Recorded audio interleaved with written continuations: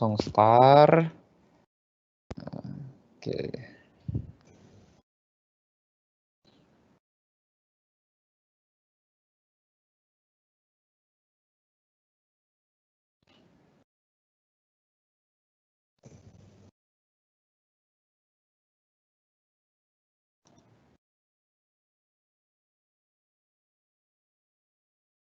Oke, Tiara bisa langsung buka aja acaranya. Assalamualaikum warahmatullahi wabarakatuh. Selamat malam dan salam sejahtera bagi kita semua.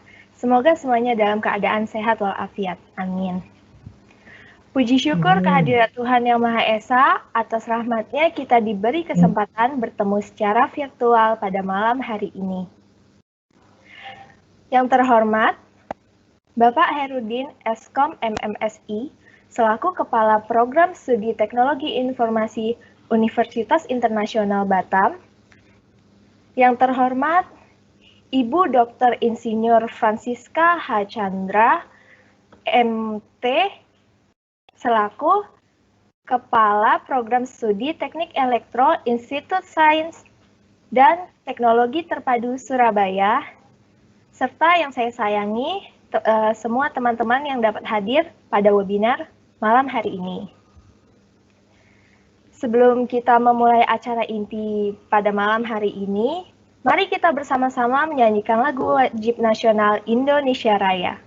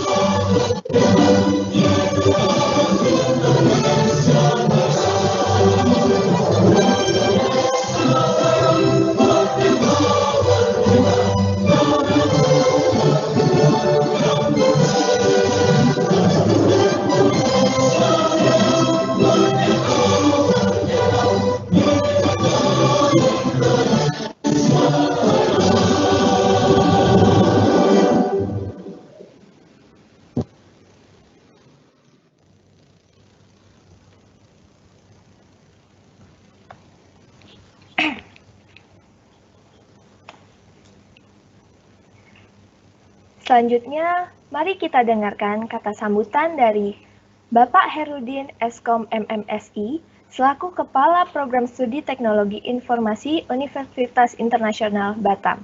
Kepada Bapak Herudin, kami persilahkan.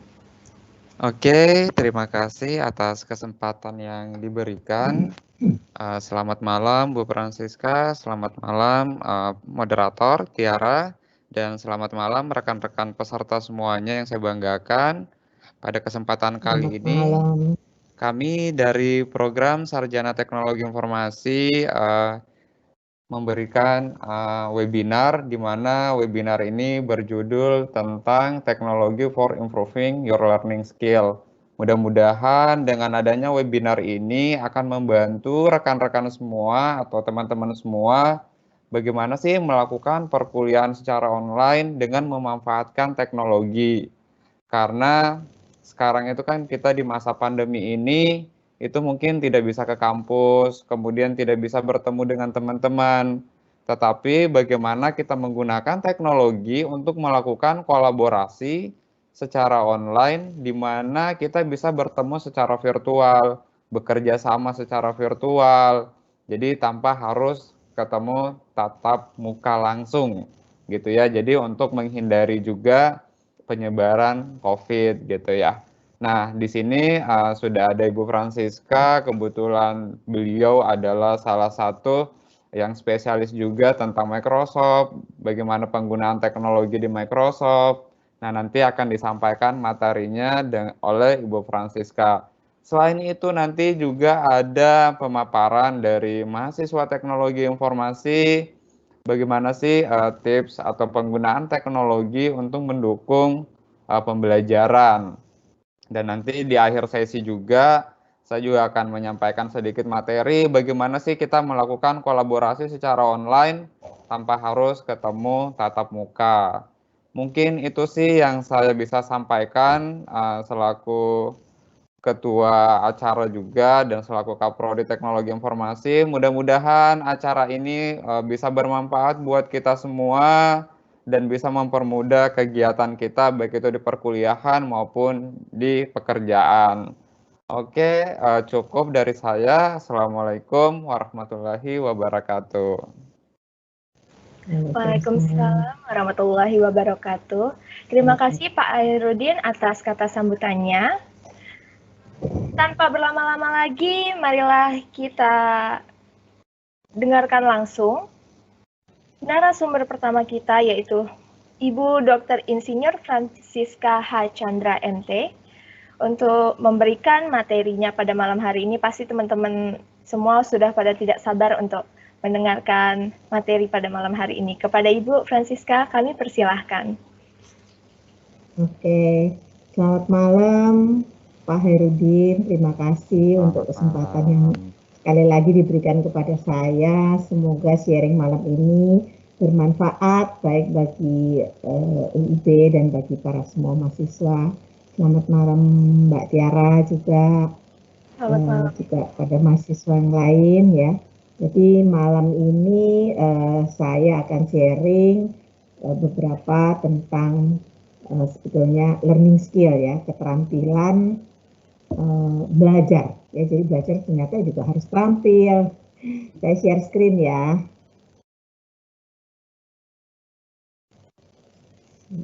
Screen saya.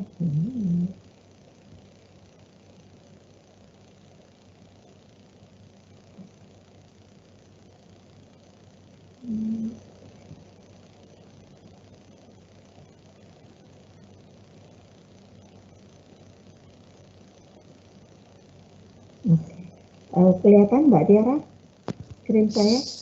Sudah Bu, mantap. Sudah Bu, kelihatan. Sudah, ya. Oke, jadi ini Pak, udah lama nih kita rencananya ya Pak Herudin ya. Iya betul, Oke, harusnya malam. kita di Oktober. Nah, ini bad network quality, semoga tidak bad. Teknologi for improving learning skills. Oke. Tak kenal maka tak sayang, sedikit tentang saya. Jadi ini saya kalau di belakangnya itu ada beberapa gelar itu mungkin itu gelar dari sertifikasinya Microsoft yang nanti di UIB juga ada itu ya Pak ya. Saking gara-gara pandemi jadinya di stop.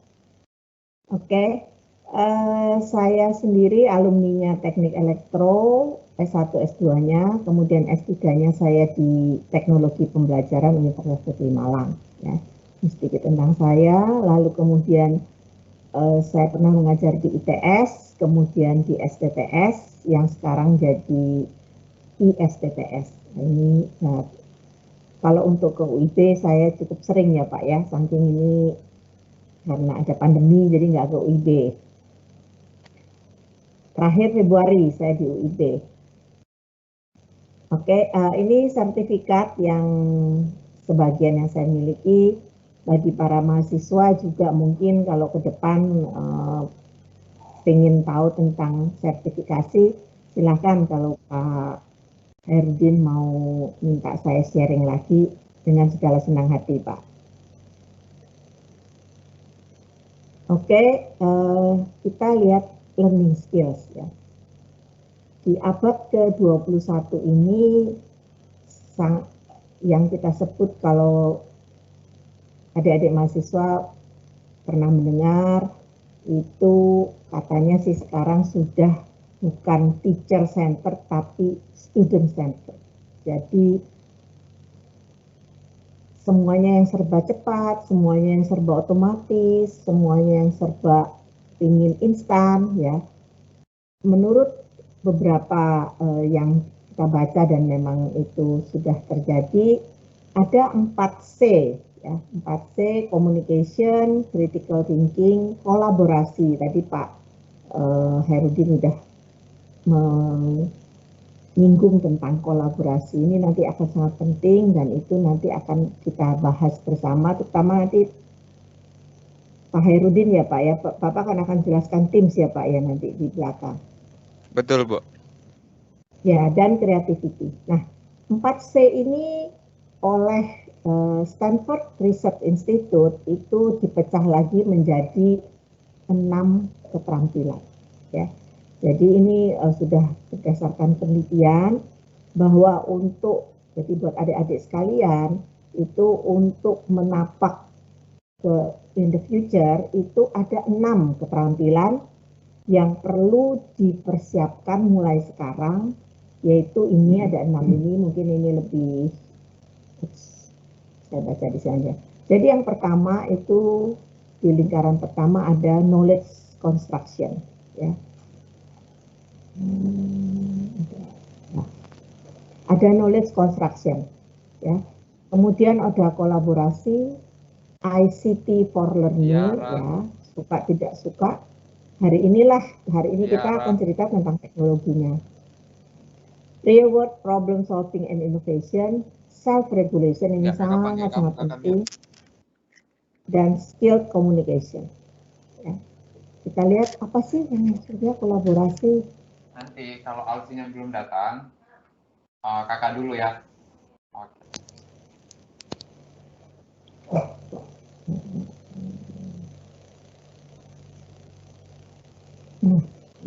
Jadi kolaborasi itu keterampilan untuk memiliki tanggung jawab bersama.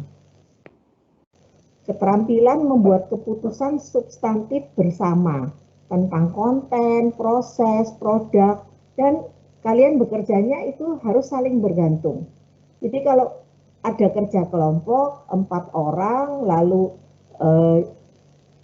yang satu hanya, saya hanya bagian pendahuluannya Bu. Yang kedua adalah bagian isinya, yang ketiga kesimpulan, yang keempat mungkin bagian yang jilid bukunya. Itu namanya bukan kolaborasi. Ya. Jadi kolaborasi itu kerjanya benar-benar bersama-sama dan satu sama lain itu saling tergantung. Itu baru disebut kolaborasi. Nanti kita akan lihat bagaimana teknologi dalam hal ini Office 365 akan memfasilitasi, mengakomodasi kolaborasi. Kemudian penggunaan TIK untuk pembelajaran, ya suka tidak suka hari ini tanpa internet, tanpa Microsoft Teams, tanpa WA kita nggak bisa, ya benar-benar nggak terhubung ya. Nah, keterampilan apa untuk TIK ini? Keterampilan menggunakan TIK itu untuk mendukung konstruksi pengetahuan. Nanti kita akan lihat apa sih konstruksi pengetahuan ya. Kemudian juga keterampilan membuat sistem berdasarkan TIK untuk pemakai langsung, untuk end user. adik-adik yang sekarang sedang masuk di jurusan apa Pak? Sistem informasi atau teknologi informasi? Ada sistem informasi dan ada teknologi informasi juga, Bu. Dan di Oke. sini juga ada gabungan ya, Bu, ada mahasiswa dari program sarjana yang lain juga, baik itu akuntansi, ekonomi, hukum, manajemen. Komplit ya Pak ya. Iya, Bu. Iya, dan semua terpaksa harus pakai teknologi. Dan khusus untuk mereka-mereka yang masuk teknologi informasi, coding adalah masa depan. Ya. Jadi big data, coding, AI itu yang sekarang memang harus, tentunya tidak dengan melupakan jurusan lain ya, hukum dan akuntansi, karena penting juga hitung uangnya Pak. Oke, kemudian keterampilan berikutnya, keterampilan ketiga adalah pemecahan masalah dan dunia nyata. Jadi keterampilan untuk memecahkan masalah dalam dunia nyata dan melakukan inovasi. Semoga tugas akhir atau tugas proyek itu tidak nantinya hanya sekedar menghias perpustakaan, ya, tapi benar-benar bisa diimplementasikan di lapangan, di dunia nyata. Ya. Jadi keterampilan mengumumkan, menerapkan ide itu di luar sekolah, bukan hanya di dalam sekolah. Kalau hanya sekedar untuk dapat nilai itu tidak termasuk keterampilan pemecahan masalah dan dunia nyata.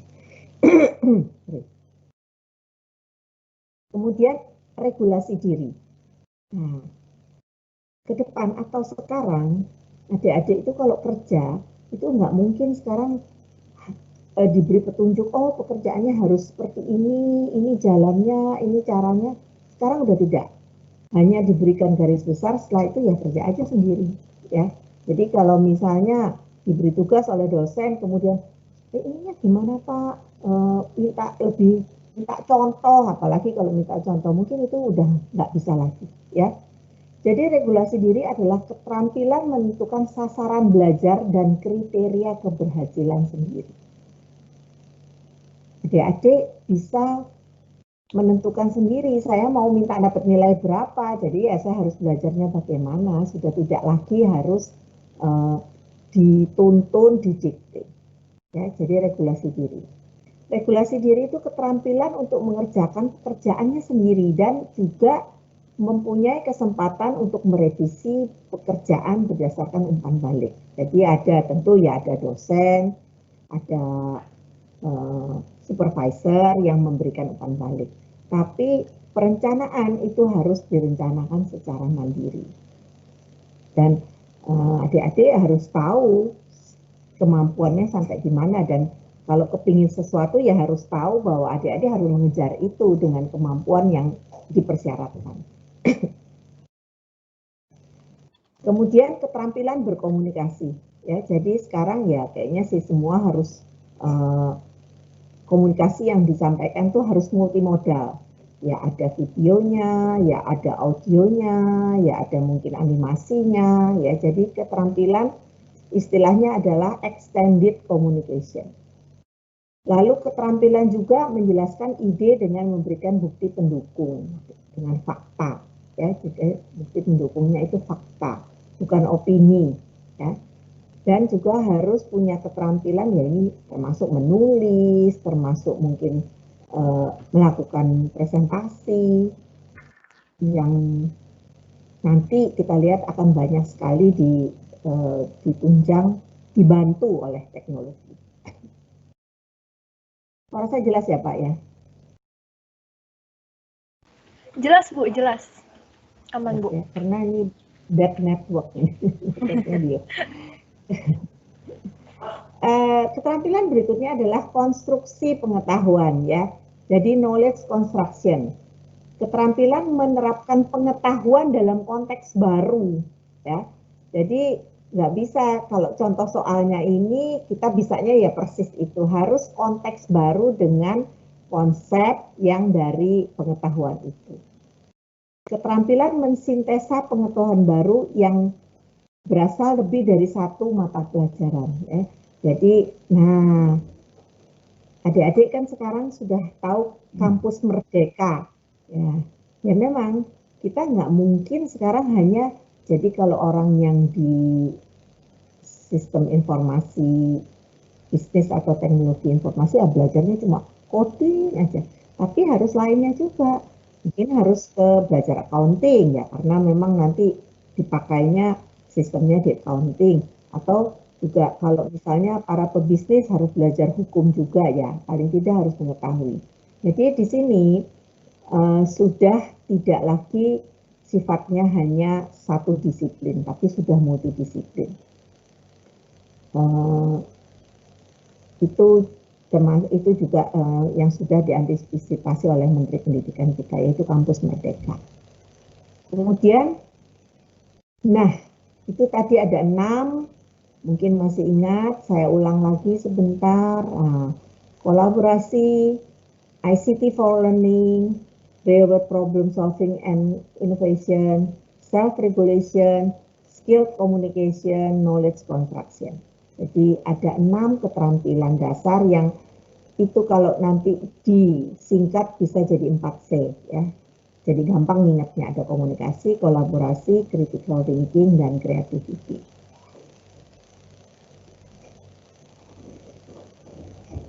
Nah, ini kalau adik-adik lihat atau Bapak Ibu, mungkin ada Bapak dosen juga atau Ibu dosen, ini kita lihat bahwa ini adalah icon-icon yang mungkin dikenal atau masih belum ya. Ini adalah teknologi-teknologi yang dipakai untuk tadi improving learning skill. Word pasti ya, kita sangat-sangat tergantung pada Word karena mahasiswa harus punya keterampilan menulis, harus buat makalah, laporan, dan lain sebagainya. Ada OneNote, ada Minecraft, ada InniStream, ada Sway, ya. Jadi ini semuanya teknologi for improving skill. Nah, khusus malam ini saya akan cerita teknologinya adalah Office 365. Bu Astrid ya, Bu Tiara, sorry, Mbak Tiara, ini mereka bisa interaktif atau mereka hanya dengar aja? Di sini mereka hanya dengar aja, Bu. Ini dilihat ya? Enggak, ini siaran langsung, Bu. Siaran langsung. Ya? Jadi mereka nonton dan dengar. Mereka tapi boleh tanya kan? Iya, Bu, nanti kita ada sesi Q&A, jadi buat teman-teman semua boleh bertanya. Oke, ya. Soalnya nanti kalau nggak tanya kan gimana dong? Oke, Office 365. Office 365 itu adalah Office yang beda dengan Office 2019 atau Office 2017. Jadi kalau dilihat di sini, Office-nya terdiri dari aplikasi Office yang sudah kita kenal, Outlook, Word, Excel, PowerPoint, OneNote, ya mungkin ada akses juga di sini. Plus ada Office yang sifatnya service. Jadi ada istilahnya application dan ada istilahnya service. Nah, yang application itu bisa on-premise. Artinya bisa tetap nyantol di laptop atau di HP penggunanya. Tapi kalau yang layanan, suka tidak suka itu kita harus nyambung ke internet. Ya, karena dia beradanya di cloud. Oke, ini layanannya. Jadi layanan-layanan dari Office 365. Nah, saya kira semua pasti kenal ya. Word, Excel, PowerPoint ya, meskipun ininya jadinya X ya. Jadi Word, Excel, PowerPoint itu sudah kayaknya sudah makanan sehari-hari ya. Nah, tapi ternyata tidak cukup dengan Word, Excel, PowerPoint. Ada 3 lagi yang juga saat ini, terutama dengan adanya pandemi, memegang peranan penting. Ya. Kalau dulu zamannya belum pandemi, Word, Excel, PowerPoint udah cukup. Yang mungkin tahun lalu atau 2 tahun yang lalu. Tapi saat ini ada 3. Nah, silakan nanti saya akan tanya ya. Nih, nanti kita akan lihat ada 1, 2, 3 yang saya kosongin. Oke, nah kita mulai dari mahasiswa tadi ya. Dari 6 keterampilan itu salah satunya pasti kalian harus buat makalah. Harus juga bikin presentasi. ya. Jadi kalian ini termasuk keterampilan berkomunikasi atau komunikasi terampil. Kalau buat makalah kan pasti pakai Word ya. Nah, kita lihat makalah atau paper itu pakainya Word. Apa saja yang bisa dibantu oleh Word? Bisa buat daftar isi. Itu kalau adik-adik dulu zaman dulu sebelum ada komputer, itu kalau ngetik, wah buat daftar isi ini sesuatu yang sangat membuat repot ya, karena kalau sudah dibuat kemudian ternyata isinya ditambah, halamannya berkurang atau bertambah, nah itu sangat ribet. Lalu membuat daftar pustaka, biasanya daftar pustaka dibuat terakhir-terakhir ya, dan juga cukup menyulitkan ya. Lalu kemudian kolaborasi ya. Nah tadi saya kan katakan kita bisa jadi di Word sekarang ini bisa. Kalau tadi berkelompok, loh Bu, kami kerja kelompok tapi berempat kan nggak bisa ke kampus, gimana? Kita kan susah. Nah, kalian bisa ngetik bareng pada saat yang sama dan saling memberikan komentar dengan menggunakan Word yang di Office 365 karena dia terhubung lewat internet. Nanti di Word kalian itu atau nanti di Excel atau di PowerPoint itu kalian bisa saling memberikan komentar ya. Inilah tadi yang disebut teknologi membantu di masa pandemi saat ini. Masih ada lagi, ya ini tadi share komen saya ulang. Ada lagi immersive. Nah, ini nanti saya akan jelaskan apa sih itu immersive. Kemudian ada lagi register, kemudian ada lagi editor ya. Selain bahwa ya kita dengan Word bisa ngetik, bisa masang gambar, bisa buat tabel, lah itu yang dasar-dasar. Tapi ini yang membantu khususnya pada saat membuat makalah atau paper. Nah ini sini ya.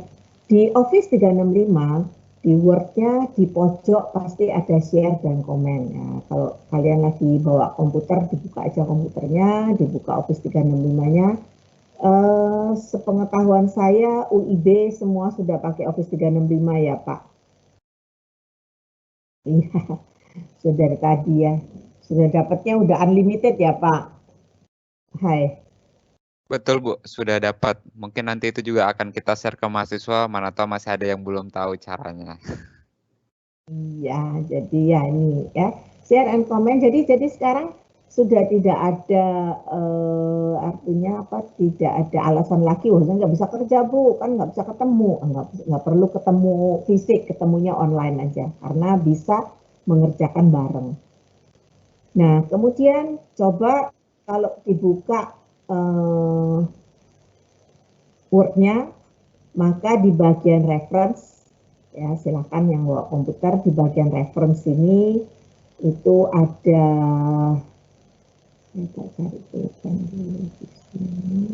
nah, ini ada researcher ya. Nah, ini bisa diklik. Kalau diklik maka akan muncul seperti yang sebelah sini ya. Find sources, research, add resource to your document, sources automatically cite ya. Jadi ini tadi yang saya katakan kalau kita mau buat daftar pustaka kan susah. Nah, kita dengan ini kita cari, misalnya saya ingin cari naskah tentang flip classroom. Saya klik di ini yang kosong ini. Ya, saya klik di tempat yang kosong ini. Saya klik, nah saya isi.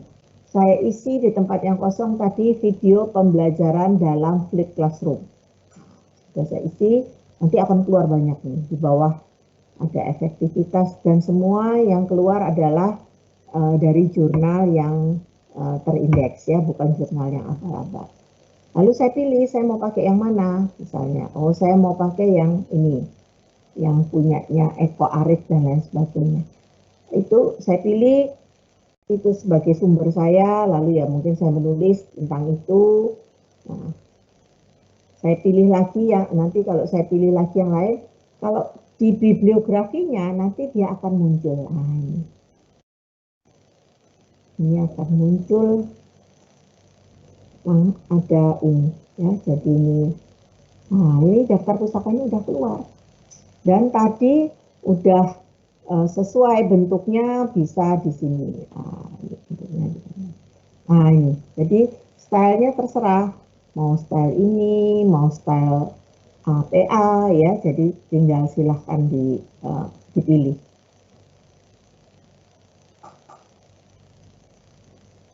Ini yang ini ya. Jadi ini yang ini. Nah tadi. Kemudian ada lagi ya ini tadi stylenya tinggal. Ini stylenya tinggal dipilih. Ya. Jadi untuk daftar pustaka itu biasanya setiap jurnal punya sendiri-sendiri. IEEE lain lagi. Nah, kemudian ini khusus. Saya kira mungkin ada yang sudah tahu atau mungkin nggak terlalu nyimak. Di pojok itu juga ada lagi namanya editor. Hanya sekarang saat ini editor ini hanya berfungsi dengan baik kalau bahasanya bahasa Inggris. Jadi kalau kita nanti ngetik paper, biasanya kan karena kita bukan orang Inggris, kita ngetik papernya ya umumnya kalau saya sih bahasa Indonesia dulu. Kalau bahasa Indonesia sudah, baru kita translate. Hati-hati kalau translate-nya pakai Google Translate bisa ajaib nanti jadinya. Kalau sudah ditranslate, kalau kita nggak yakin grammarnya salah atau enggak, maka kita bisa gunakan editor ini. Ya. Ini ada naskah, sebetulnya naskah ini saya ambilnya dari punyanya Microsoft juga. Maka karena naskahnya udah bagus, punyanya Microsoft, ternyata nggak ada salahnya katanya dia. Wah, ini bagus ya, karena punyanya ini memang benar bagus. Lalu saya coba lagi naskah yang lain lagi. Ini naskahnya Microsoft juga, tapi yang dari yang lain. Saya coba ini, lalu saya masukkan di editor. Ternyata hasilnya, wah, ada 69. Dan ada dua versi, English United States dan English United Kingdom. Jadi salahnya yang mana, lalu juga harusnya seperti apa, itu dibuatkan oleh si editor ini. Cukup menyenangkan ya, jadi spellingnya salah apa semua ada. Kadang-kadang cuma gara-gara garis penghubung, kadang-kadang hanya cuma gara-gara tanda baca ya, tapi pokoknya benar-benar si editor ini minta yang sempurna. Ini semua main. Nah, ini kalau grammarnya. Ya.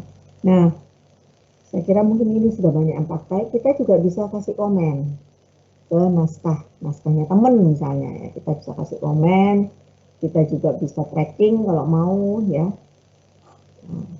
Nah, sekarang ini immersive reader. Immersive reader ini ada di Word, ada di OneNote, ada di PowerPoint, yang pasti ada di Word. Immersive reader gunanya ada dua, ya. Satu, karena dia bisa mengeluarkan suara, maka bisa membantu, tadi editor bisa membantu untuk ngedit, ya, untuk grammar. Tapi kalau yang ini bisa membantu untuk melatih listeningnya kita, ya, untuk yang bisa bahasa Inggris, ya. Yang kedua, immersive reader ini juga membantu untuk user yang penglihatannya nggak terlalu bagus, ya. Jadi yang penglihatan nggak terlalu bagus karena apa? Dengan immersive reader, naskah itu bisa dilebarin. Nah ini ya, jadi bisa direnggang-renggangkan. Kemudian ini, jadi ini judulnya text spacing. Kemudian bisa dipergaris juga, kemudian juga bisa dikasih halaman, ya. Jadi lalu juga bisa ada ejaannya, lalu bisa dibaca keras-keras istilahnya. Jadi ada dua hal, satu bisa membantu penggunanya untuk belajar bahasa Inggris. Kalau gimana? Kalau misalnya ininya bahasa Indonesia, ya dia baca juga, cuman jadi aneh. Ya, jadi aneh. Jadi memang ini hanya untuk sementara ini bahasa Inggris. Tetapi, nah kemudian yang berikutnya tadi setelah menulis biasanya adik-adik kan pasti disuruh presentasi, ya. Ayo makalahnya dipresentasikan. Nah, itu saya kira semua sudah tahu pakai PowerPoint. Nah, cuman hanya apakah ada yang sudah tahu di sini ada desain idea, ya. Jadi kalau kita malas menata itunya, maka bisa menggunakan desain idea. Nah, contohnya ini. Jadi contohnya saya masukkan gambar di sini, maka desain idea di pinggirnya itu bisa jadi seperti ini, tinggal milih ini, bisa di scroll ke bawah lagi. Ya. Jadi bisa di scroll ke bawah lagi, dan hampir semua yang saya buat ini saya pakai desain idea, saya memang enggak bikin sendiri. Nah, saya tambahkan gambar satu lagi, maka nanti keluarnya bisa seperti ini. Nah, ini tinggal saya pilih. Saya mau pilih yang mana? Saya tambahkan gambar lagi kalau nggak salah, tapi paling banyak gambarnya 5. Kalau udah lebih dari itu nggak bisa dia.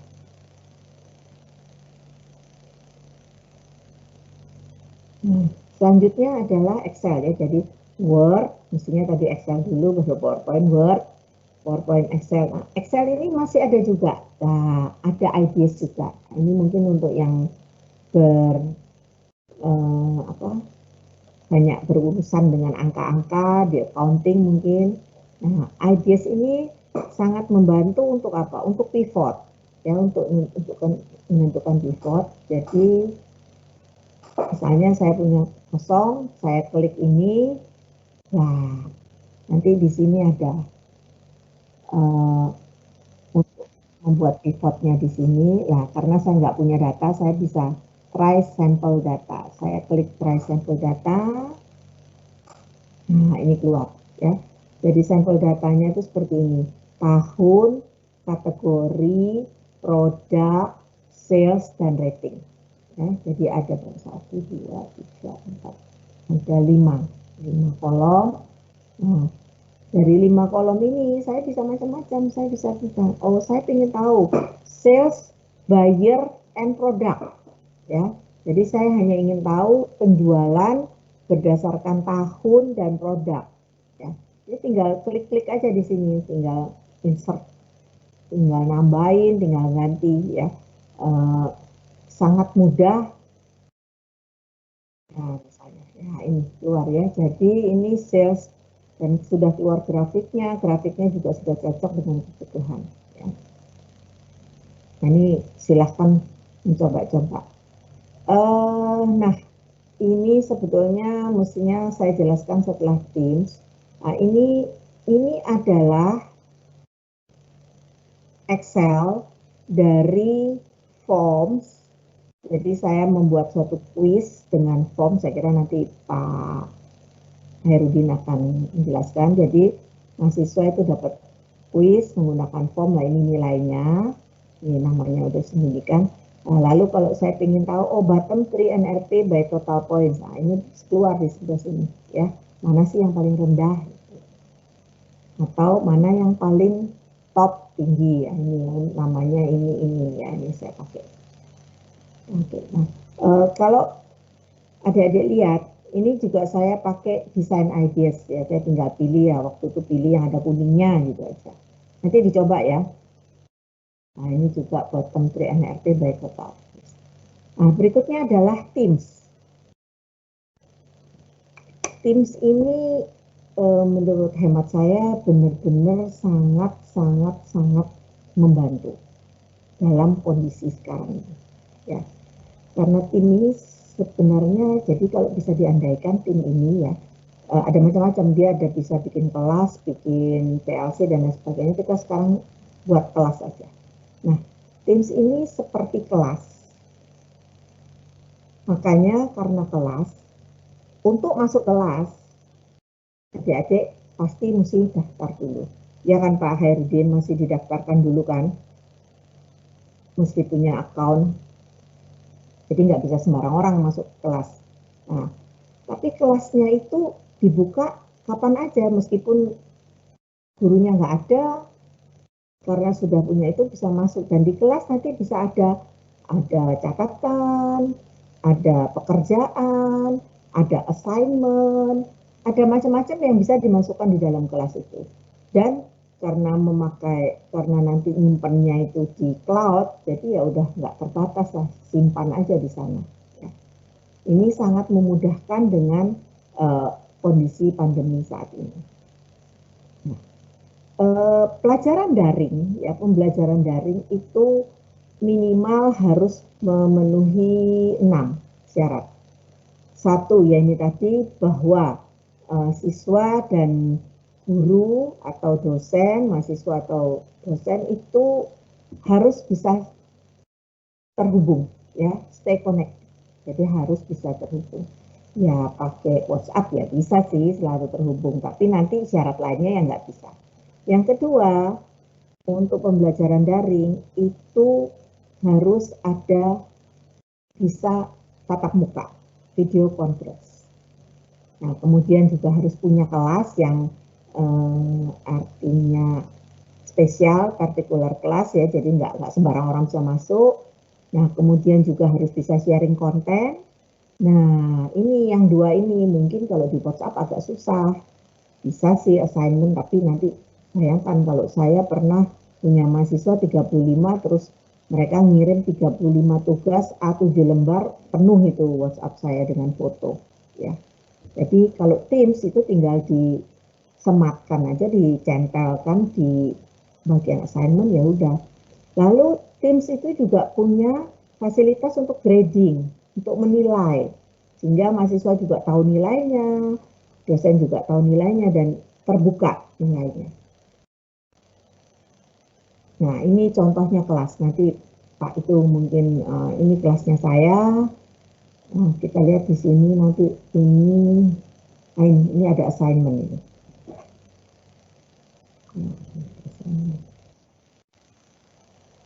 Nah, ini kita bisa lihat, saya memang milih waktu nggak kelihatan wajahnya demi privacy. Nah, ini dia ya. Kita bisa bisa bicara, ini ada assignment, ini ada grades ya. Dosen bisa memberikan grades. Nah, ini yang kita sebut channel. Jadi ini bagian-bagiannya. Nah, ini tadi ya. Jadi ini untuk buat ada assignment, ada quiz. Nah, untuk quiz itu kita pakai forms.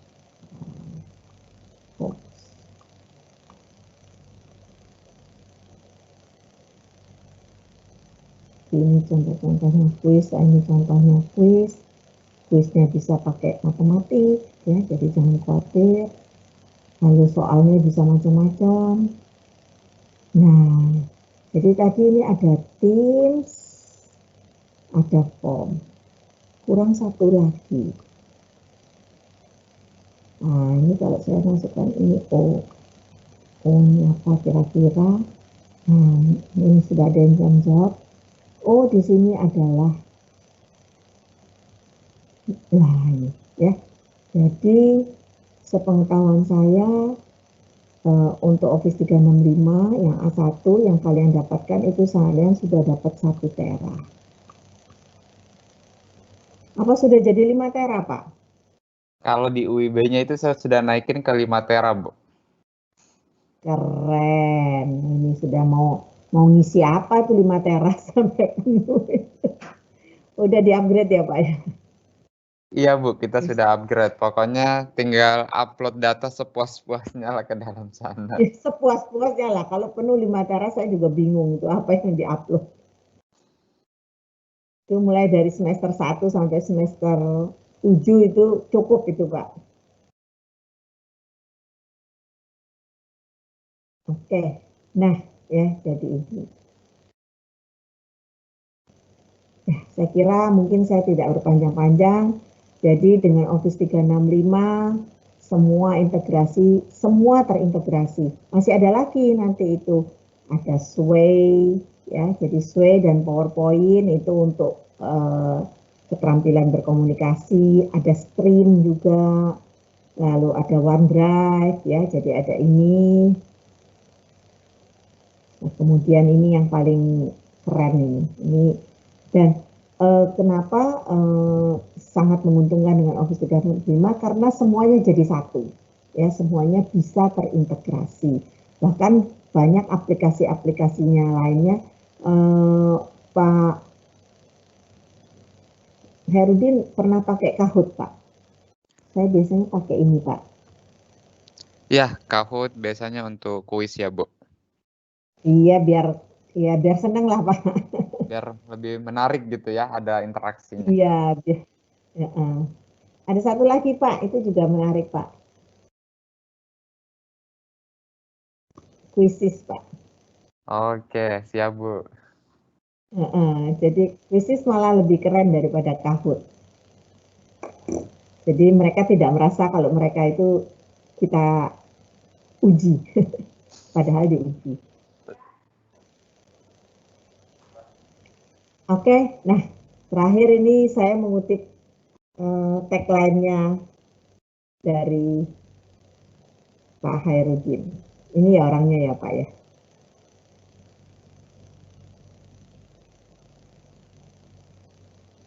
Jadi teknologi will never replace great teachers, but in the hand of great teachers it's transformational ya. Ini adalah orangnya. Kalau kalian lihat tadi di depan sekali nih Pak Hairudin, ininya tagline-nya adalah ini, karena yang memang teknologi hanya membantu ya. Yang penting adalah dosennya dan mahasiswanya. Ya, saya kira saya cukup sampai sini. Silahkan kalau mau dicatat, nanti PowerPoint-nya bisa saya berikan, Pak.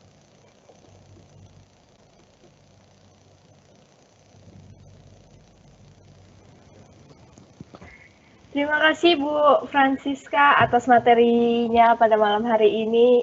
Sangat bermanfaat sekali sih Bu. Saya juga baru sampai dalam-dalam lah. Saya sendiri punya Microsoft Office itu nggak saya utak-atik Bu. Takut Bu, bener. Padahal udah dikasih kebebasan gitu. Dipakai, sayang kan? Iya, makanya terima kasih ya Ibu. Oke, selanjutnya ada pemateri lagi dari rekan saya, Bang Alzi. Apakah sudah bergabung? Bang Alzi ini mahasiswa Teknologi Informasi Universitas Internasional Batam tahun 2019. Bang Alzi udah bisa bergabung, share screen? Halo, kedengaran suara saya?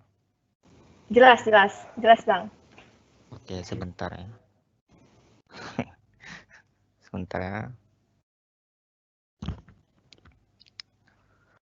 Oke. Oke, silakan Bang Alzi untuk memberikan materi pada malam hari ini. Oke, halo, Assalamualaikum warahmatullahi wabarakatuh. Selamat malam teman-teman semuanya. Perkenalkan, nama saya Alzi dari program Sarjana Teknologi Informasi.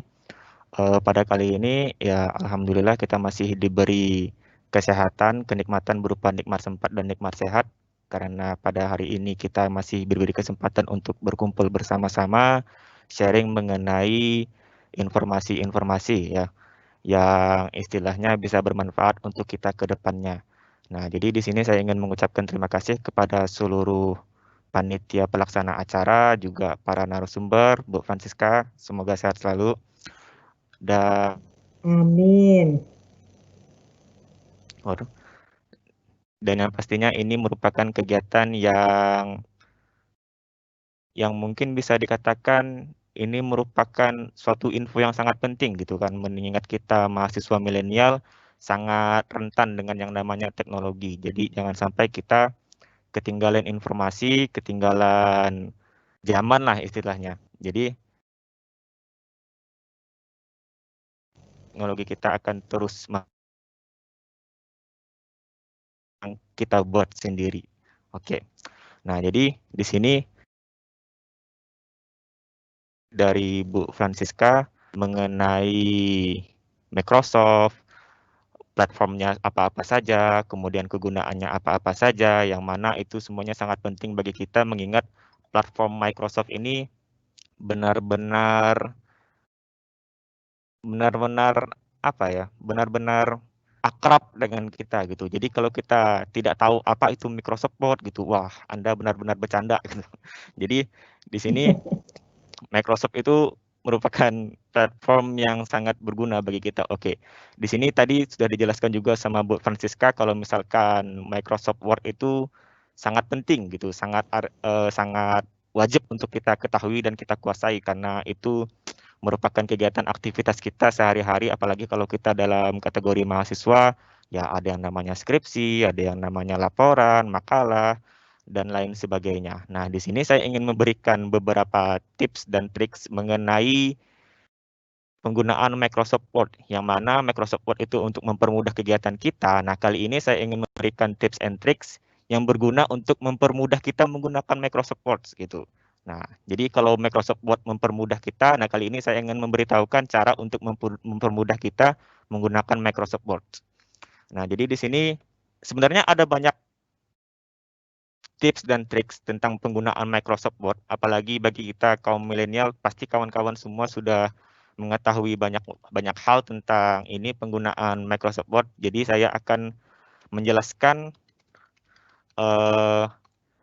poin-poin penting saja gitu. Dan poin-poin ini sangat berguna sekali bagi kawan-kawan. Dan ini juga sudah saya coba dalam kegiatan aktivitas saya sehari-hari. Jadi di sini sebentar saya ingin share screen dulu.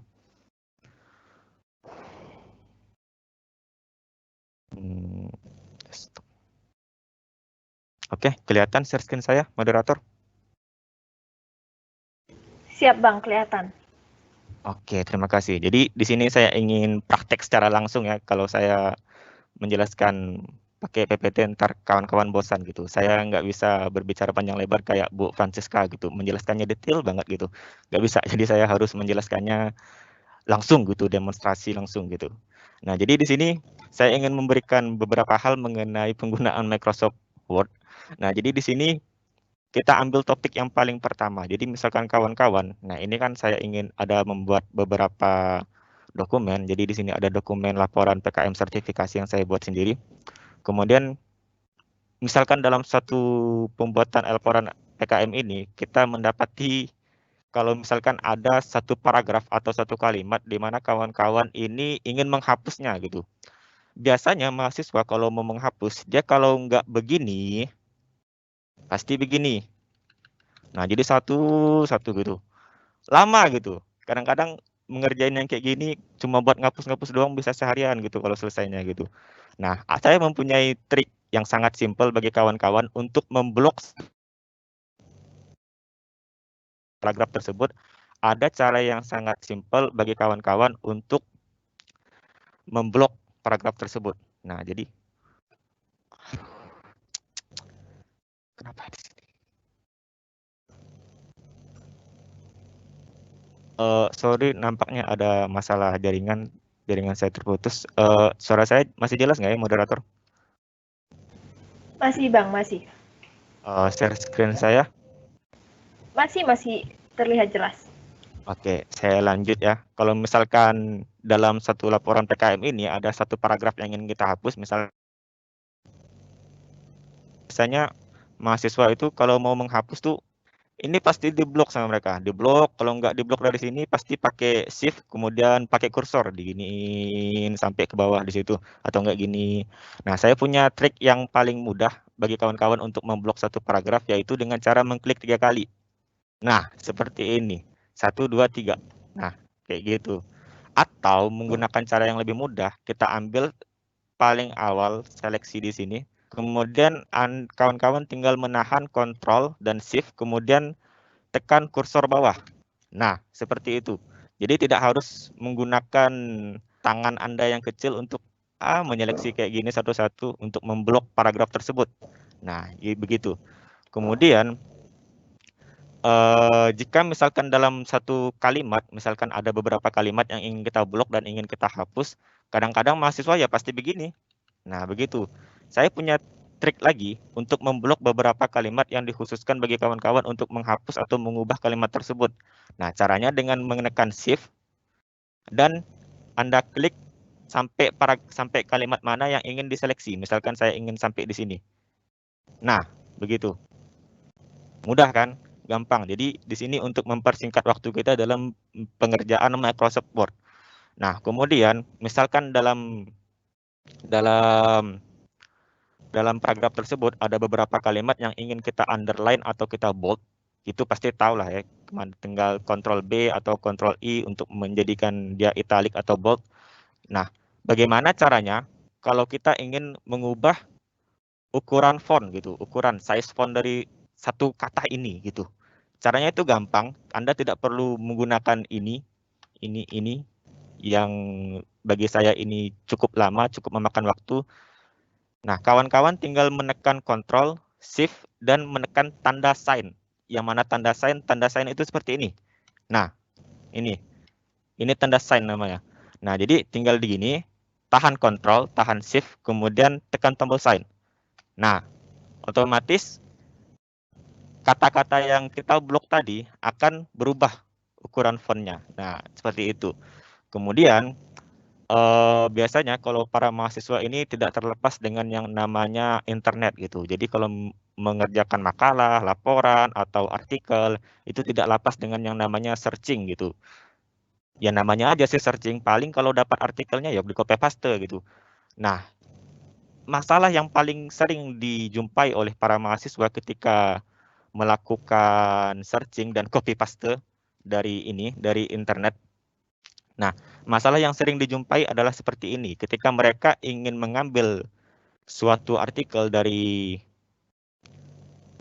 internet atau dari website, misalnya ini saya blok dulu. Nah, kemudian saya pastikan di sini.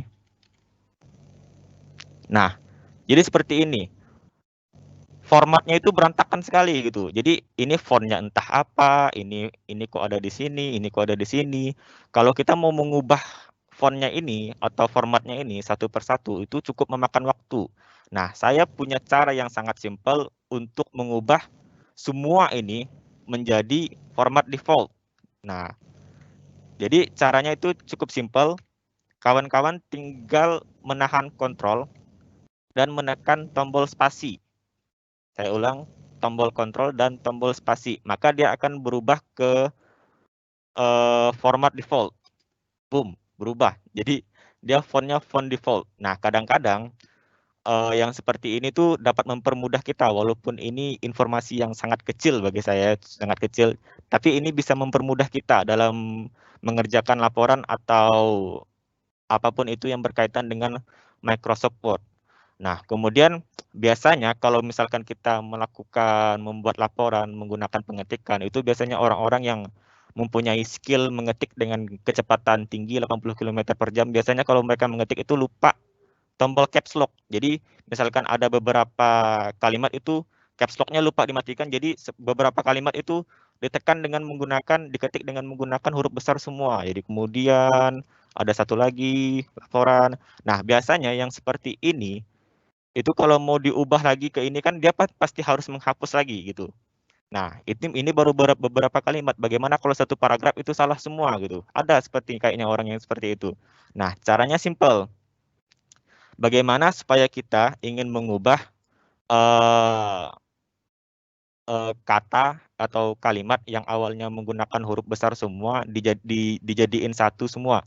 Jadi ukuran caps lock-nya itu normal gitu. Caranya gampang, tinggal menekan Shift dan tekan F3. Nah, F3, F1, F2, F3. Tahan Shift, kemudian F3. Nah, dia bisa berubah menjadi caps lock semua, kemudian Shift F3 lagi, dia bisa menjadi huruf kecil semua, kemudian Shift F3 lagi, dia akan kembali menjadi normal. Nah, kalau begini kan enak melihatnya. Nah, begitu. Kemudian, nah biasanya yang lucunya lagi, nah ada lagi nih, satu lucu. Misalkan dalam paragraf ini misalkan ingin kita letakkan di sini, di lembar selanjutnya. Apa yang biasanya mahasiswa lakukan? Mereka biasanya begini. Iya. Berapa banyak enter yang Anda perlukan supaya kalimat tersebut bisa turun ke bawah? Nah, saya punya cara yang simple buat kawan-kawan supaya tidak perlu banyak-banyak menekan enter. Jangan kebanyakan, ntar rusak keyboardnya. Nah, cara yang paling simpel itu dengan menahan tombol kontrol, kemudian tekan enter. Voila, dia kemudian dia kemudian berpindah ke lembaran yang selanjutnya. Nah, simple kan? Gitu. Kemudian ada satu hal lagi, mungkin ini nggak terlalu banyak dipakai ya, tapi saya ingin memberitahu sedikit bahwa di Microsoft Word ini ada kalkulator. Nggak penting banget gitu kalkulator di Microsoft Word. Tapi kalau misalkan kawan-kawan emang perlu menjumlahkan sesuatu atau bilangan tertentu, biasa kalau kita mau bikin laporan kegiatan itu kan ada sejumlah biaya yang dicantumkan dalam laporan tersebut. Jadi kalau mau menghitungnya kan, kalau mau nggak mau kan itu kan harus pakai kalkulator. Nah, di Microsoft Word ini kebetulan mereka memiliki fitur kalkulator itu tersendiri. Jadi caranya ada di sini. Memang di sini nggak kelihatan, tapi dia ada di sini. Di sini ada Customize Quick Access Toolbar. Jadi di sini tinggal masuk ke More Comments. Nah, ini kan ada masuk ke Popular Comment. Popular Comment ini maksudnya komen-komen yang paling sering digunakan oleh kita gitu, kita sendiri, maksudnya saya di sini. Nah, kita tinggal mengganti Popular Comment menjadi All Comments. Nah, cari Comments Calculator. Bentar ya, kita cari dulu. Banyak juga komennya ini. Oke, kelewatan, sorry. Ini, calculate. Kemudian tinggal add. Oke. Nah, di sini dia muncul toolbar calculate. Sekarang kita coba kita jumlahkan sesuatu 879 ditambah 200 ditambah 1000 tambah 69. Satu lagi lah 69-nya. Oke, ini tinggal di blok. Kemudian klik ini. Nah, di sini sudah terlihat jumlahnya. Jumlahnya sudah ada di sini. Oke, jadi jumlahnya terlihat ya di sini ya. Nah, jadi kalau misalkan ingin menjumlahkan sesuatu, ya ini tinggal dimasukin toolbarnya di sini saja gitu. Jadi untuk mempermudah kita dalam menjumlahkan sesuatu. Oke, kemudian yang terakhir, saya memiliki 2 paragraf. Yang pertama adalah paragraf dengan topik kesimpulan, yang kedua adalah paragraf dengan topik saran. Masing-masing memiliki isi yang berbeda, font yang berbeda, ukuran yang berbeda. Artinya di sini jelas dari segi format maupun isi keduanya berbeda. Misalkan kita mau mengambil format yang formal. Ini kan format yang formal, sedangkan ini kan nggak formal. Apa ini? Nah, jadi kita ingin mengubah format ini menjadi format yang seperti ini. Bagaimanakah caranya? Nah, kawan-kawan pasti mengenal yang namanya copy paste. Bagaimana caranya copy paste? Ya jelas, Ctrl C, Ctrl V. Itu adalah 2 shortcut yang membantu kita sampai kita tua nanti. Nah, jadi format yang ada di paragraf A sesuai dengan format yang ada di paragraf B. Nah, caranya simple. Ini saya blok dulu. Kalau misalkan Ctrl C itu menyalin isi file, nah Ctrl Shift C itu untuk menyalin formatnya doang, enggak sama isinya, formatnya doang. Nah, saya ulang, Ctrl Shift C untuk mengcopy format dari paragraf ini. Nah, kemudian saya blok di sini, kemudian saya tekan Ctrl Shift V untuk mempastekan format yang ada di paragraf B ini ke paragraf yang A. Coba. Nah, dan dia sudah berubah. Nih, satu lagi. Ctrl Shift C, sini lagi Ctrl Shift V. Nah, jadi indah gitu, enak gitu ngelihatnya gitu kan. Nah, jadi masih banyak sebetulnya beberapa triks lagi. Sebenarnya saya kebanyakan triks, jadi saya nggak tahu apa yang harus saya masukin. Jadi kebetulan ini yang paling sering saya pakai, kebetulan ini yang paling sering saya ingat gitu. Jadi ini yang saya sampaikan kepada teman-teman. Sebetulnya masih banyak lagi shortcut atau jalan pintas yang bisa kita gunakan untuk mempermudah aktivitas kita dalam melakukan kegiatan sehari-hari. Nah, mungkin ini saja yang dapat saya sampaikan. Terima kasih sudah memperhatikan dan mendengarkan materi yang saya sampaikan kali ini. Atau kalau teman-teman memiliki tips dan trik yang lain, boleh sampaikan kepada teman-temannya yang lain melalui kolom chat. Mungkin ini saja yang dapat saya sampaikan. Terima kasih atas perhatiannya. Saya kembalikan kepada moderator. Terima kasih banyak Bang Alzi. Triksnya sangat membantu loh. Apalagi yang banyak tugas ya kan. Aduh, sangat membantu. Selanjutnya narasumber kita yaitu Bapak Hairudin Eskom MMSI. Oke Pak, silakan dilanjutkanlah materinya Pak.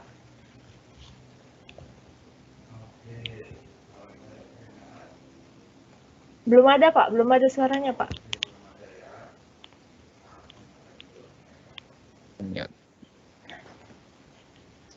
Oke, selamat malam semuanya. Sangat menarik ya tadi presentasi dari Bu Francisca, kemudian dari Alsi. Itu membahas tentang teknologi untuk mendukung kegiatan kita sehari-hari, terutama buat mahasiswa ya, untuk mendukung proses pembelajaran. Nah, di sini juga saya tidak akan menampilkan slide ya. Jadi, saya akan langsung memberikan contoh, kita langsung live demo saja. Jadi nanti teman-teman bisa langsung ikutin atau bisa langsung praktekkan. Nah, harusnya buat teman-teman mahasiswa UIB itu kan sudah punya akun Office 365 pada dasarnya. Cuman di sini saya nggak tahu persis apakah akun yang diberikan itu hanya digunakan untuk login menggunakan Teams atau sudah benar-benar digunakan memang sama ininya ya, sudah digunakan sesuai dengan kebutuhannya gitu. Karena akun yang diberikan ke kalian itu adalah akun Office 365. Nah, di sini saya akan tampilkan bahwa kalau teman-teman ingin login ke Office 365, itu kalian hanya perlu ketikkan di laman web browser kalian office.com. Nah, di sini kalian masuk ke office.com, kemudian kalian sign in. Nah, nanti kalian tinggal masukkan email kalian, kemudian password kalian. Setelah kalian berhasil masuk, nah di sini ada banyak fitur yang bisa kalian dapatkan. Seperti tadi yang Ibu Francisca jelaskan, ada fitur apa aja sih? Nah, di sini kalian bisa lihat ya, atau kita bisa pilih all application. Tuh ada banyak. Mungkin paling familiar yaitu Office ya. Nah, teman-teman itu juga punya akses untuk mendapatkan Office 365. Jadi teman-teman itu pada saat login di halaman utama atau di dashboardnya kalian, itu kalian bisa download Office 365. Itu gratis buat teman-teman yang kuliah di UIB. Itu kalian sudah dapat akunnya, tinggal kalian download saja. Jadi jangan pakai Office yang bajakan ya teman-teman ya. Nggak boleh, itu sebaiknya gunakanlah Office 365 yang telah diberikan kepada kalian. Mumpung gratis, fiturnya lengkap. Ini kalau kalian beli secara online ya, itu kalau berlangganan sekitar 750.000 satu bulan. Sedangkan kalian sudah difasilitasi alias gratis. Ya. Nah, jadi dimaksimalkan. Nah, teman-teman nanti tinggal download aja di sini. Habis itu tinggal install di komputernya. Maka nanti selain yang online, tadi kan Bu Francisca ada jelasin, ada yang aplikasi, ada yang modelnya layanan. Nah, kalau yang model aplikasi itu kalian bisa dapatin kayak Microsoft Access, kemudian Excel, kemudian ada PowerPoint, kemudian di sini juga ada OneNote, ada PowerPoint, Publisher, dan lain-lain ya. Kemudian ada Microsoft Word juga. Nah, itu yang secara offline. Meskipun aplikasinya itu diinstal di komputer, itu sebenarnya akan sinkron ke cloud-nya kalian. Jadi, kalau mau enak, kalian bisa ngerjakan tugas kalian kalian bisa sinkron juga ke OneDrive. Nah, di OneDrive ini kalian bisa sinkronkan ke PC. Jadi nanti kalau di tempat saya, modelnya seperti ini, hampir sama kayak di Google ya. Ini tapi versi Microsoft. Jadi semua filenya saya sinkronkan dulu OneDrive-nya ke komputer saya. Kemudian di sini saya buat Word di dalam folder OneDrive ini. Ini saya kasih contoh aja.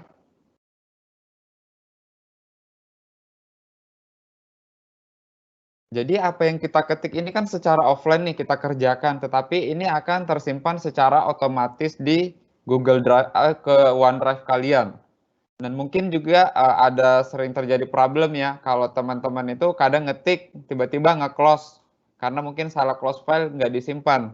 Tetapi dengan kalian menggunakan Office 365, maka di sini ada fitur yang namanya auto save. Jadi apapun yang kalian ketik itu akan real time kesimpan. Seperti itu.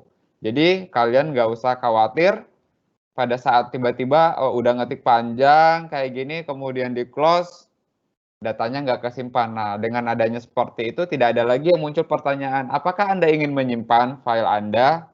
Itu nggak ada lagi, jadi langsung. Nah, seperti itu. Ini OneDrive, jadi kalian bisa simpan banyak data di sini, data perkuliahan kalian.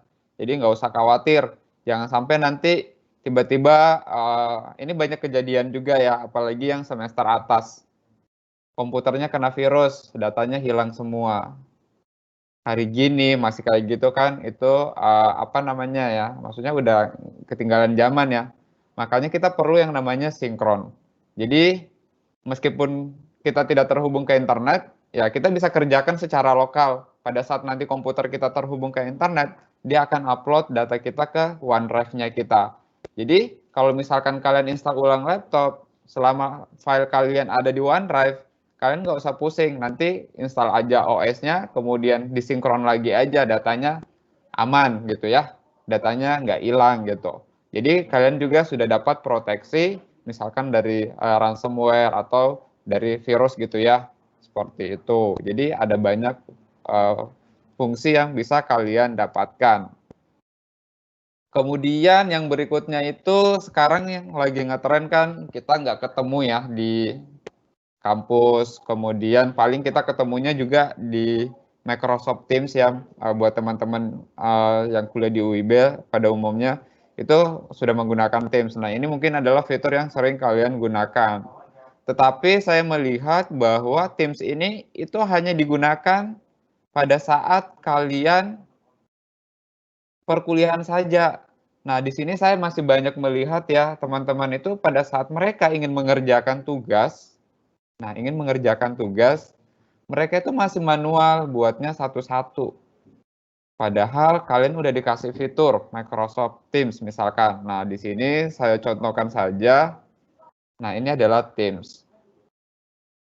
Jadi kalian itu bisa create room sendiri, kalian bisa buat room kalian sendiri. Jadi misalkan nih kalian punya kelompok, ya udah kalian bikin aja Teams-nya. Nah, tinggal di create. Kalian mau modenya seperti apa? Kalau yang kelas ini biasanya banyak digunakan untuk kelas perkuliahan, karena di sini kita bisa memberikan penugasan kayak kuis, kemudian kumpul tugas. Nah, saya rasa mungkin kalau teman-teman nggak perlu yang sampai seperti itu. Kalian bisa gunakan professional learning atau model staff atau other. Jadi kalian nanti bisa kolaborasi dengan teman-temannya. Apalagi biasanya kayak gini.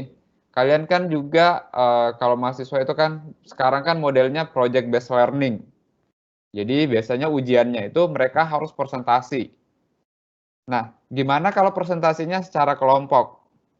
Kan nggak mungkin satu-satu bikin video, kemudian nanti ada satu orang yang editing gabungin semua.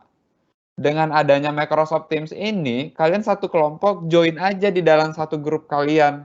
Kalian nanti tinggal create meeting. Nah, nanti kita coba ya. Nah, di sini saya ajarkan dulu bagaimana membuat kelasnya. Contoh, misalkan saya ingin buatnya professional learning community.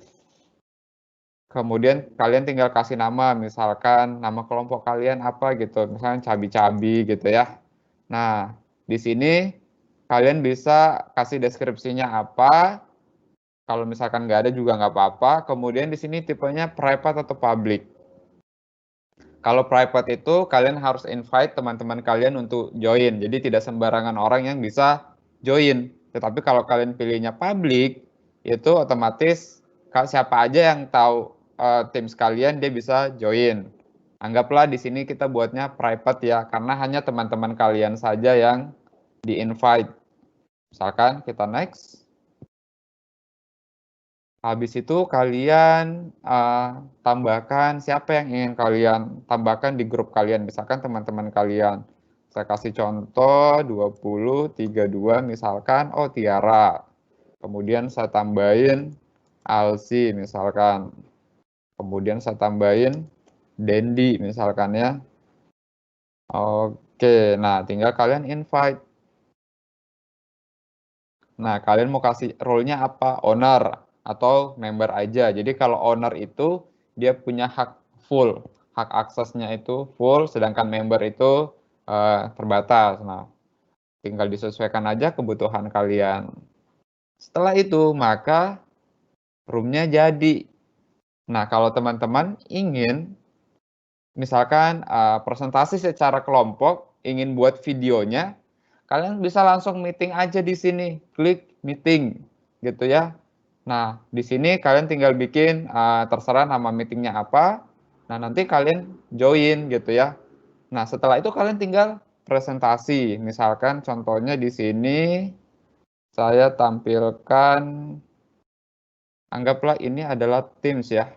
Nah, nanti bisa tampilannya seperti ini. Kalau kalian lagi share screen, nah, jadi nanti teman-teman kalian ada di bawah sini, kelihatan. Jadi, kalian nanti bisa gantian presentasi. Habis itu kalian record, di sini ada fitur recording ya, karena ini sudah di recording. Jadi, kalian tinggal start recording.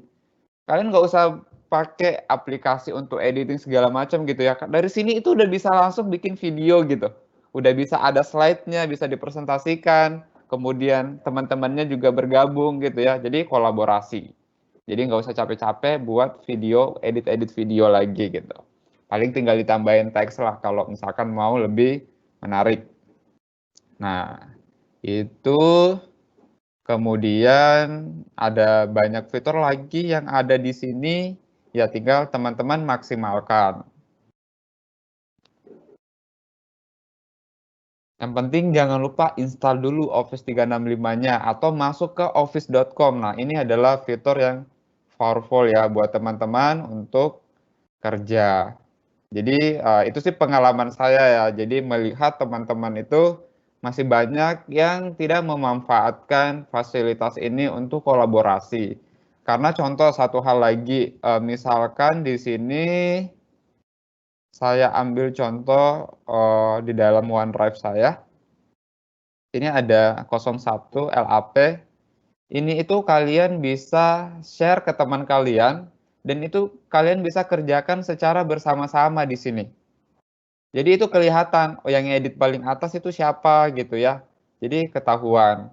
Jadi dengan Office 365 ini, meskipun kalian pakainya aplikasi secara offline kayak gini yang saya punya, itu bisa di-share gitu selama kita connect ke internet. Karena kan kalau mau kolaborasi kan itu butuh koneksi internet.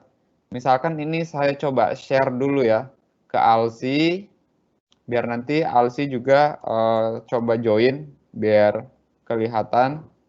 Mungkin Alsi bisa buka aplikasi yang saya share, Word yang saya share, kemudian nanti Alsi bergabung dengan saya untuk misalkan edit. Oh, biar teman-temannya juga tahu. Jadi nggak cuma ada di Google aja ya, jadi kalian juga bisa menggunakan Office 365. Karena mungkin gini ya perbedaannya, mungkin di Google juga ada fitur itu. Tapi mungkin teman-teman sudah terbiasa menggunakan Microsoft Word.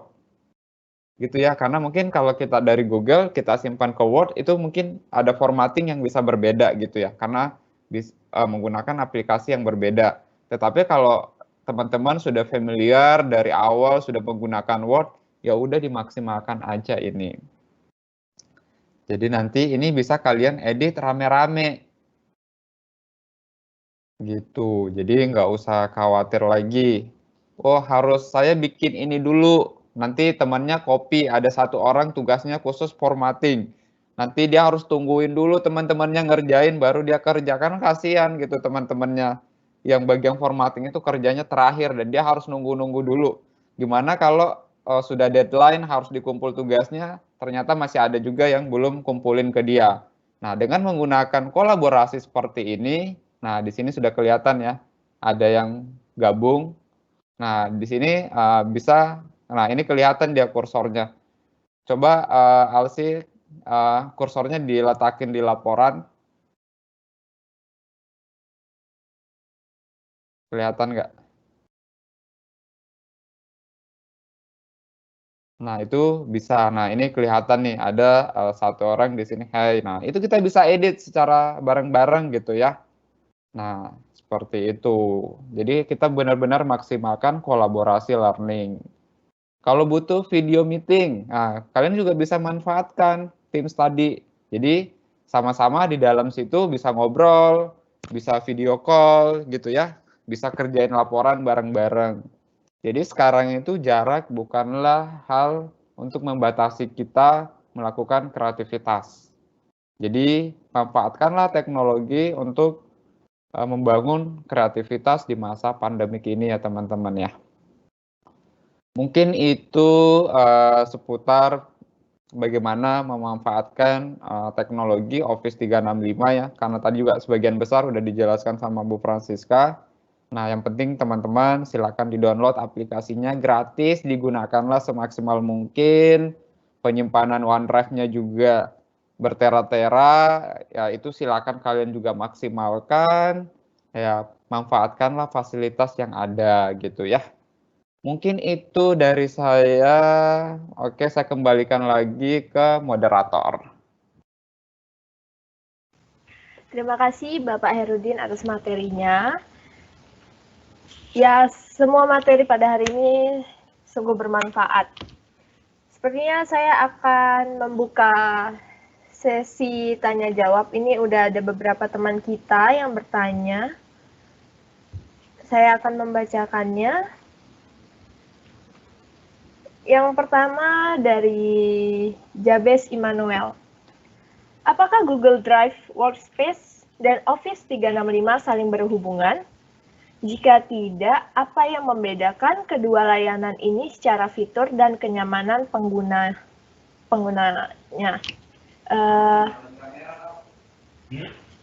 Untuk Bu Francisca bisa tolong dijawab, Bu?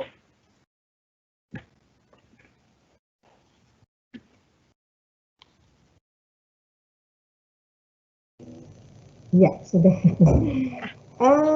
Tadi pertanyaannya apakah Google Drive dan Microsoft ya, dan OneDrive Google Drive saling Workspace dan berhubungan? Office 365 saling berhubungan? Oh, dan Office ini ya. Jujur saya itu nggak pernah pakai Google Drive.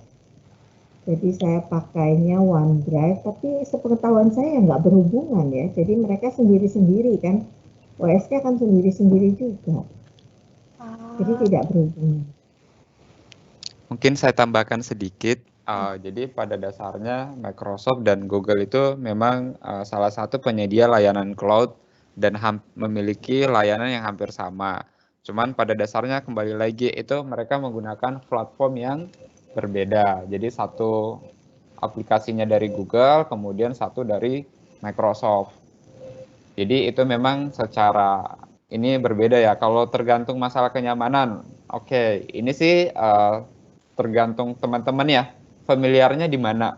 Kalau mungkin kita ketahui bahwa Microsoft itu kan sudah dari dulu ya. Jadi mungkin teman-teman itu kalau mau ngetik, mau mengerjakan PowerPoint segala macam, itu kan kebanyakan menggunakan Microsoft. Jadi sudah familiar gitu. Sedangkan mungkin kalau Google dibandingkan Microsoft mungkin Google masih baru ya. Jadi orang-orang juga nggak terlalu banyak di situ. Mungkin sekarang ini karena mereka menggunakan smartphone-nya Android, jadi disinkronkan dengan Google gitu ya. Jadi mereka kadang banyak menggunakan di situ. Ya, itu kembali lagi ke teman-teman, familiarnya di mana dan merasa nyaman menggunakan yang mana itu kan tergantung dari kitanya ya. Tapi kalau kita lihat dari segi feature, kalau untuk Office itu kalau saya sendiri ya, ini pendapat pribadi saya, kalau mungkin teman-teman ada pendapat yang lain nanti bisa ditambahkan juga di Q&A ya. Jadi ya memang kalau untuk ngetik, untuk Office ya memang saya lebih senang menggunakan Microsoft gitu ya, karena udah familiar dari dulu. Seperti itu. Terima kasih atas jawabannya Pak Herudin. Selanjutnya ada anonim yang bertanya, apakah ada cara yang mudah untuk membuat nomor halaman? Nah, ini untuk Bang Aziz nih, triks yang membuat untuk nomor halaman. Bang Aziz? Oke.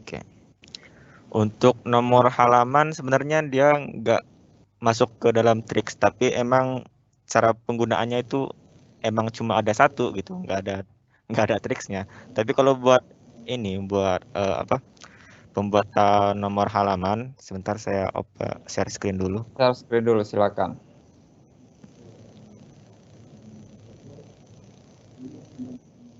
Oke, kelihatan ya. Oh, ini tadi yang di-share sama Pak Hairudin. Oke. Nah, sebetulnya di sini dalam setiap lembar halaman pengerjaan dari Microsoft Word, dia ada header dan ada footer. Nah, fungsinya untuk apa? Ya, ini dia gunanya ini untuk melakukan penomoran atau clock nomor atau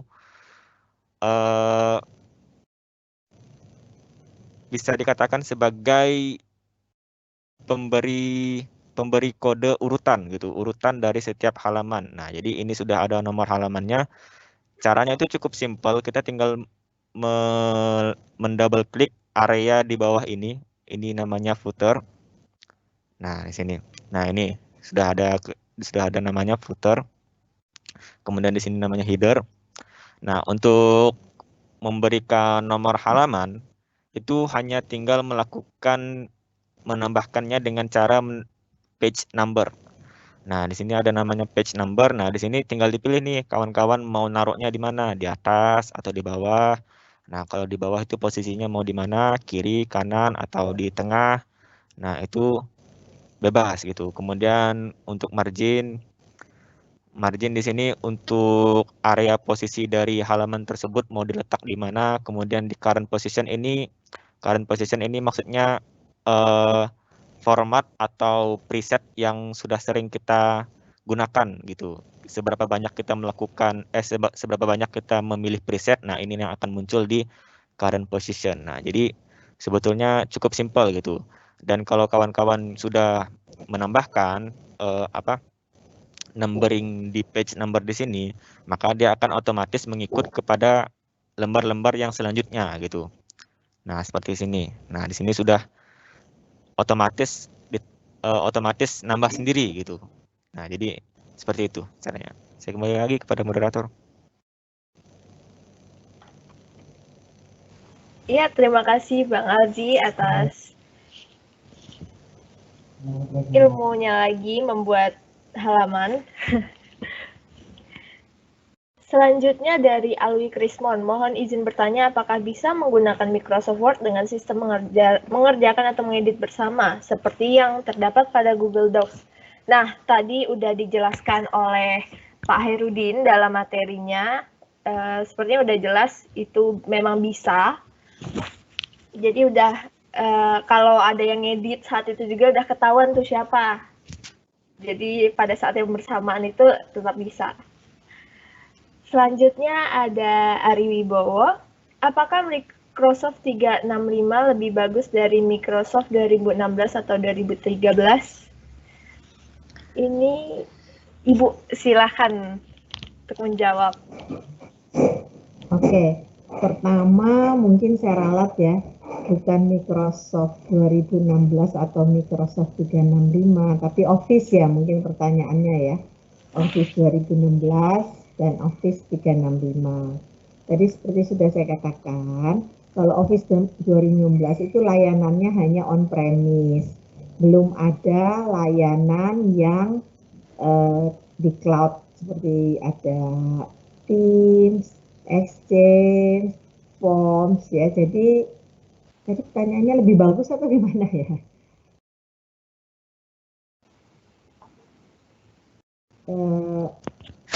Iya Bu, betul. Jadi Secara, apakah lebih bagus menggunakan oh, Office 365 atau pakai Office 2016 atau 2013 gitu? Kalau sekarang kan ada 2019 juga ya Bu. iya ada. Ya pasti lebih bagus Office 365 lah, karena lebih lengkap layanannya.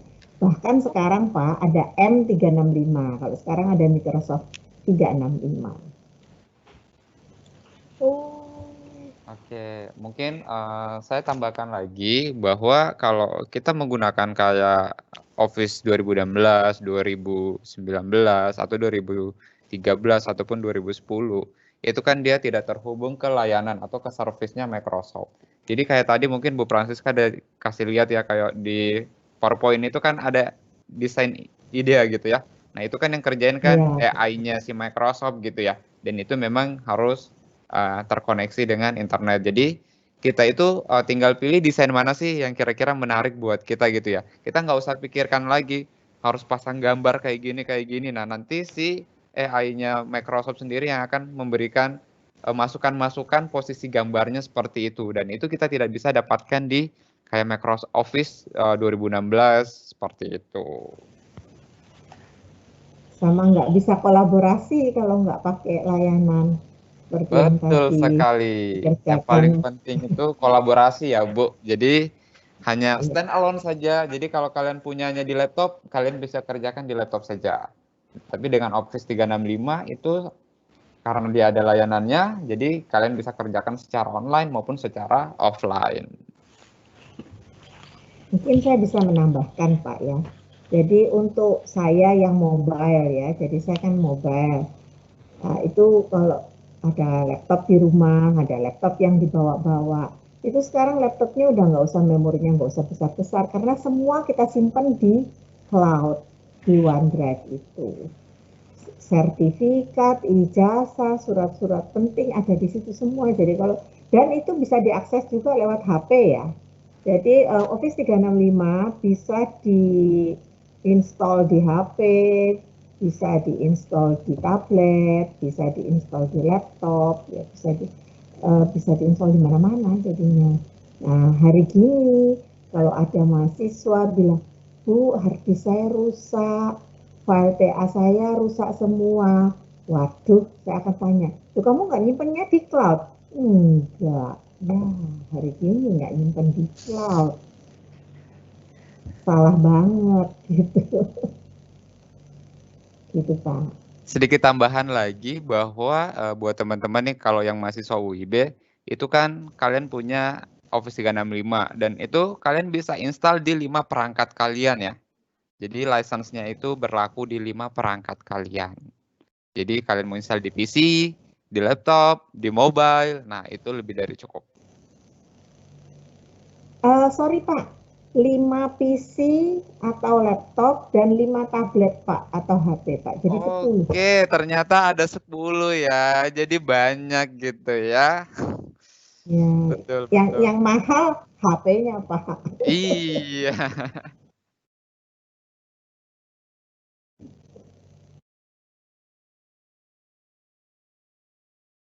Ini kok gambarnya nge-freeze ya. Ya, mungkin ada lagi Tiara pertanyaan dari teman-temannya. sepertinya untuk pertanyaan tidak ada lagi, Kak. Oke. Mungkin bisa diinfoin teman-temannya jangan lupa daftar hadir ya, karena daftar hadir ini yang menentukan teman-teman bisa dapatkan sertifikat. Oke, Kak. Sebentar ya.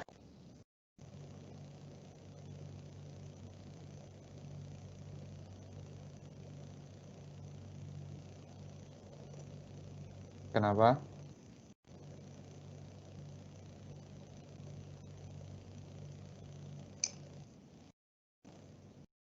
Ada yang mau sorry, tes. Oke. Bu Francisca mungkin ada yang mau ditambahkan sebelum kita akhiri acara kita hari ini, Bu?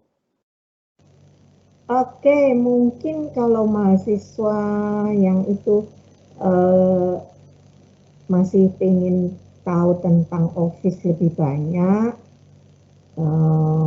fitur-fiturnya, tadi seperti Mas Asi, itu bagus banget loh, Alzi, tips betul. and trick Alzi. Nah, saya juga menawarkan untuk sharing tentang sertifikasi, Pak. Boleh Bu, silakan Bu. Enggak hari ini, Pak. Oh, nggak hari ini. Hari ini. Oke, siap. Nanti kita buatkan satu sesi lagi deh untuk sertifikasi. Pokoknya Iya, Ibu siap aja kita undang ya, Bu. iya, nggak apa-apa. Oke, bentar. Mungkin di sini saya akan share satu kontak buat teman-teman ya. Kalau mau kontak kita, ada yang mau ditanyakan atau apa, boleh. Ntar saya share dulu. Nah, ini ada informasinya tentang kita ya, TI. Oke, apakah sudah kelihatan? Oke, bentar. Saya munculkan dulu di layar. Oke, buat teman-teman, ini ada beberapa informasi. Jadi, kalau kalian misalkan ada yang mau ditanyakan, boleh hubungin kita di sini. Nanti untuk sertifikat, kalian bisa download di https://linktree di ti.uib ya. Jadi nanti sertifikatnya kita akan upload di situ.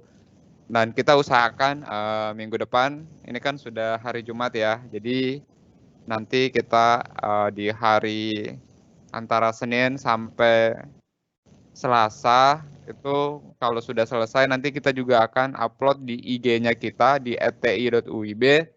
Jadi teman-teman jangan lupa follow Instagramnya kita. Nah nanti di situ akan ada pengumuman tentang sertifikasinya. Sertifikatnya bisa diambil di situ atau nanti bisa sering cek di Linktree-nya kita. Nah nanti untuk informasi sertifikat juga ada di sana. Oke, dari saya cukup.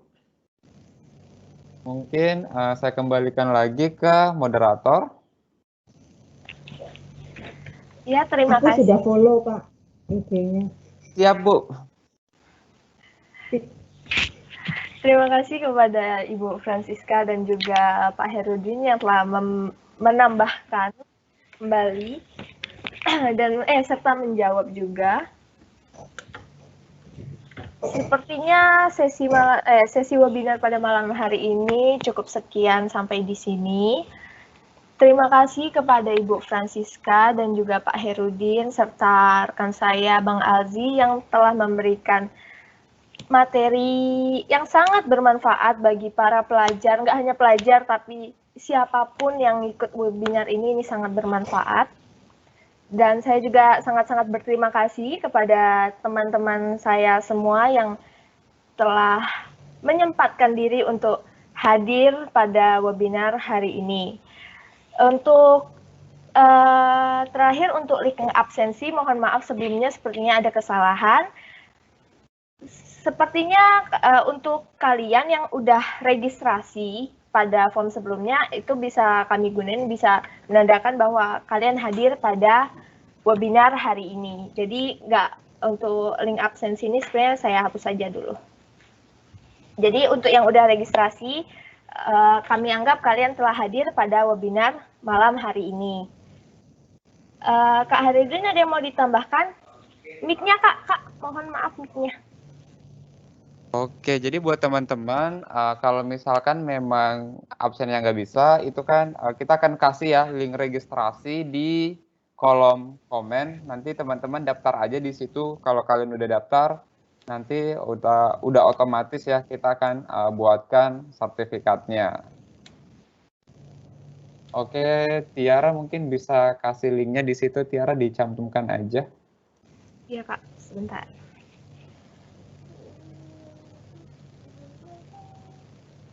Jadi absennya di form registrasi aja ya.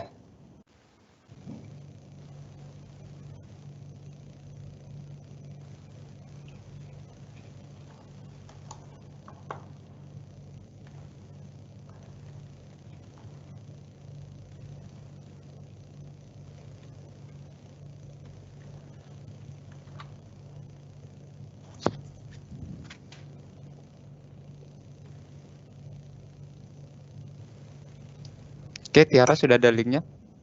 Sudah Kak, sudah. Oke, sip. Jadi teman-teman silakan. Oke, bentar. Linknya kayaknya ada yang kurang. 01 ya belakangnya, sorry. Tadi ada yang Sorry, kepotong. mohon maaf. Oke, Tiara silakan. Tidak terasa materi demi materi sudah disampaikan oleh para pemateri kita malam hari ini yang hebat-hebat tentunya. Terima kasih kepada semua teman-teman yang telah menyempatkan hadir pada malam hari ini. Mohon maaf bila ada perkataan yang kurang berkenan serta perbuatan yang kurang berkenan juga. Sekian dari saya. Terima kasih. Assalamualaikum warahmatullahi wabarakatuh. Waalaikumsalam warahmatullahi wabarakatuh. Waalaikumsalam warahmatullahi wabarakatuh.